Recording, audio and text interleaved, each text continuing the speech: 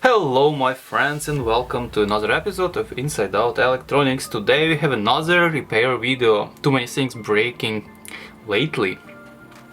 So this is Harman Kardon CD401 3-head 2-motor linear phase cassette deck, and it is sick. So we have another sick puppy over here. So what happened? Let me show you. I already opened it and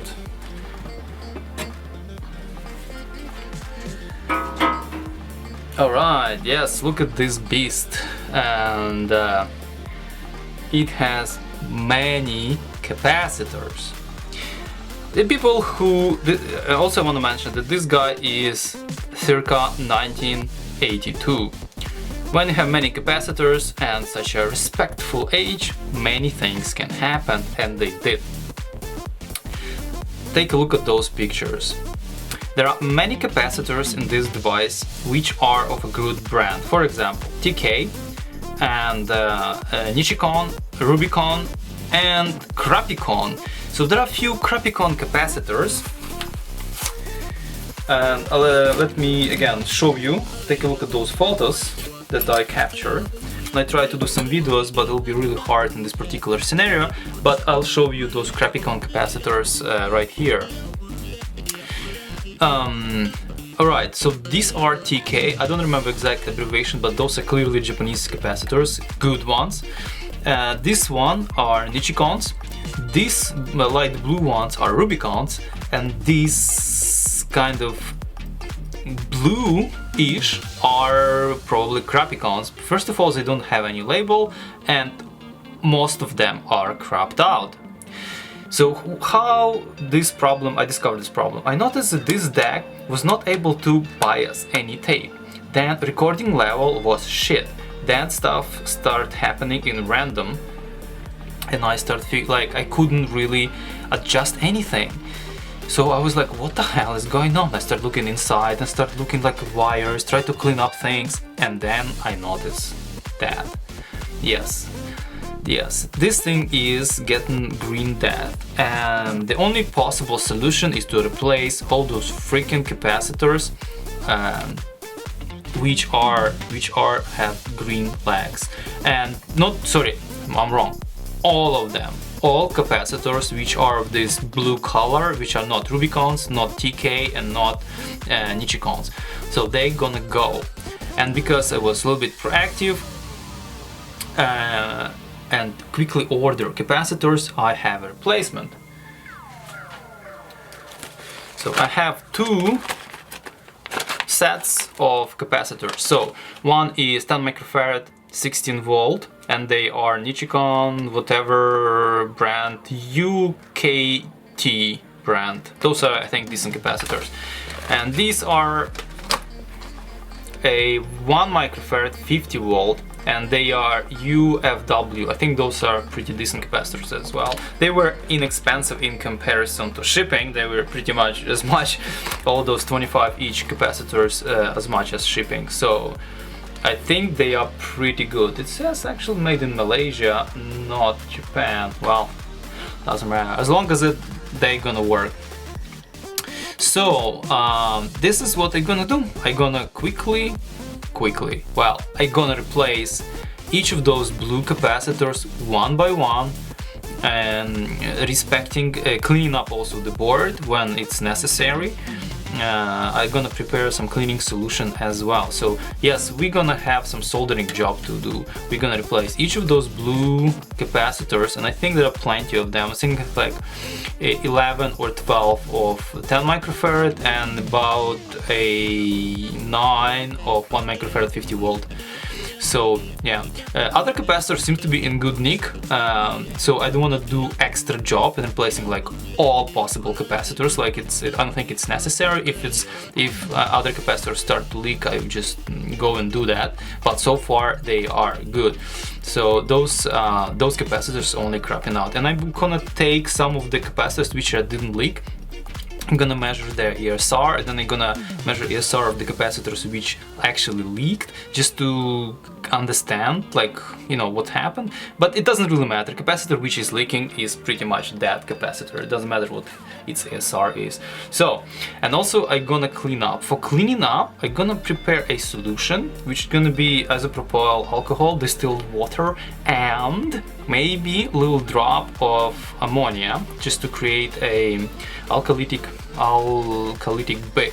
or base solution in order to actually dissolve salts which are spilled out from the capacitors. There is not much really left to talk, I just need to do the job. Unfortunately, on this kind of big device, doing such a job would be actually hard. I'm not even sure how I'm gonna film it, but I will give it a shot.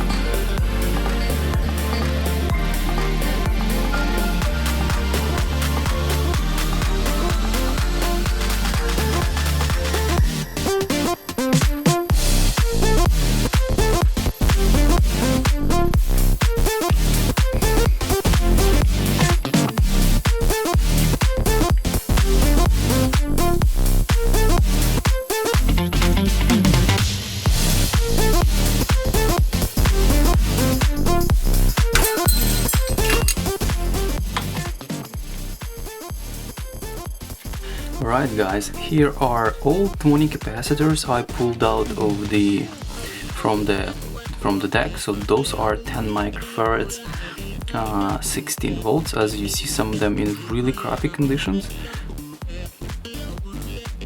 Like pay attention to this green stuff. Some of them are more or less okay. Some of them are just starting. Some of them, like this one for example, have blobs of green liquid poking out of them. So I'm not sure what kind of brand is this.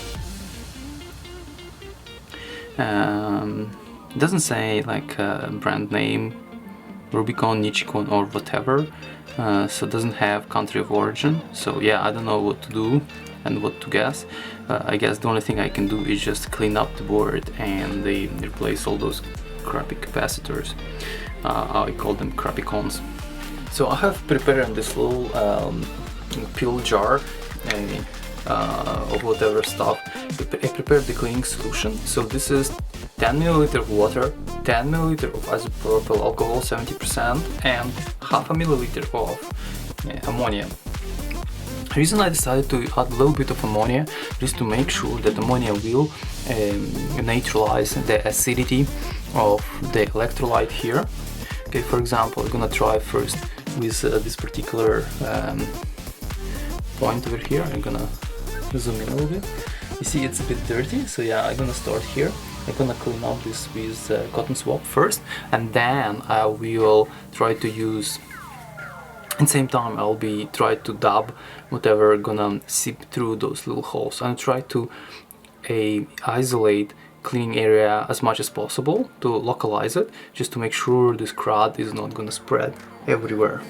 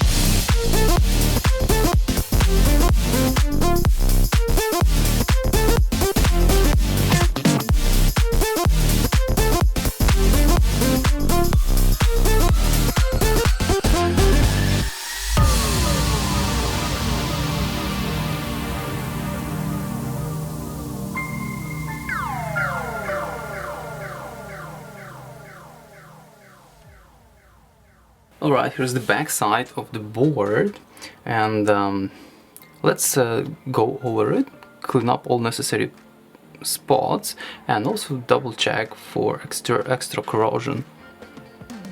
And I already can tell you we have one spot with extra corrosion. I'm gonna zoom in.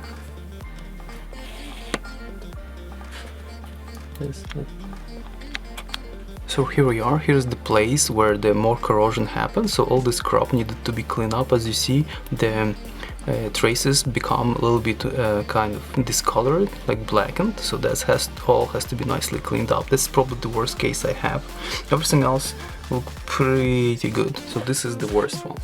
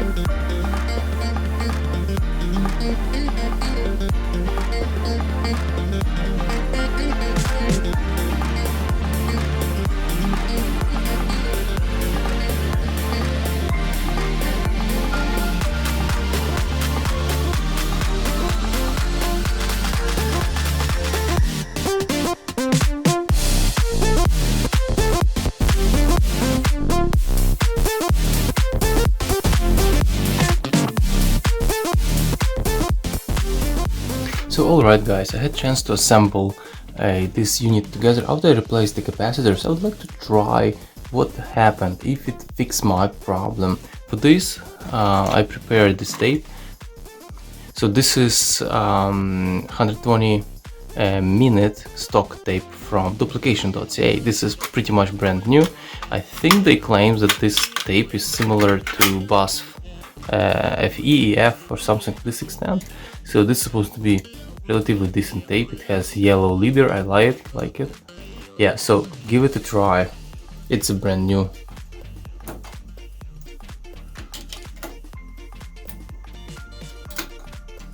Okay.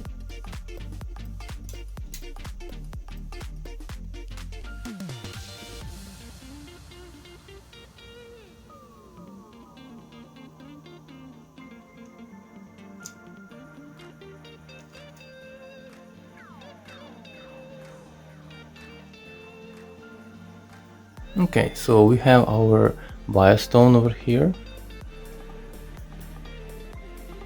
Okay, and we have a recording level over here. And both are, so recording level is adjusted over here in such a way that it's, yeah, that's probably too much. It looks like I have a decay contact over here.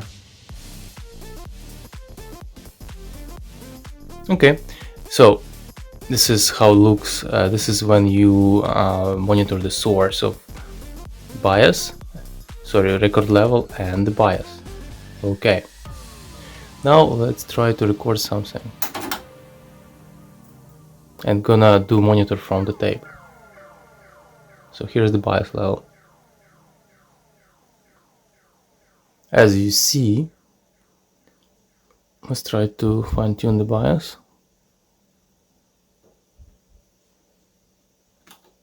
I cannot do anything here.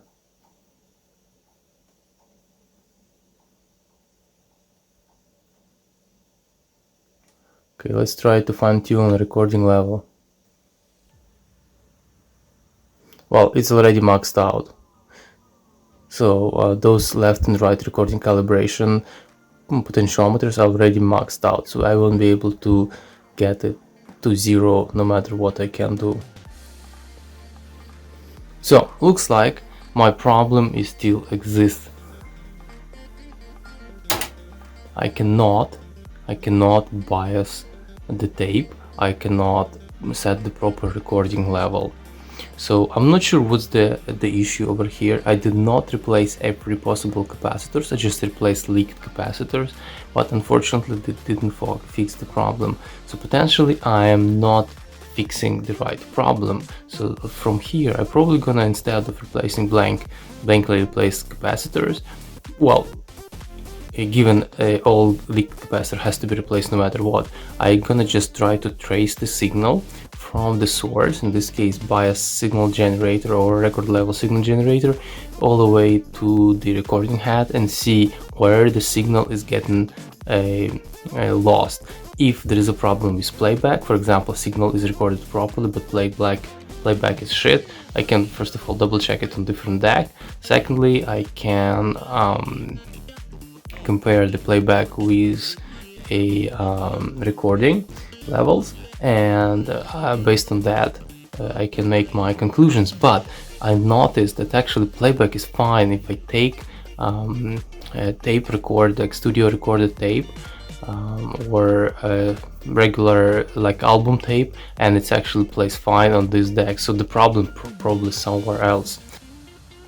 Okay, I'm gonna wrap up on this one. In next video I'll try to do different sort of troubleshooting. I will try to trace the signal from the source, and based on that I'm gonna make my conclusion. There is also a possibility that some of those stupid switches are have a bad contact. I'm not sure if it has such effect on the recording level or bias, but I'm gonna double check that as well.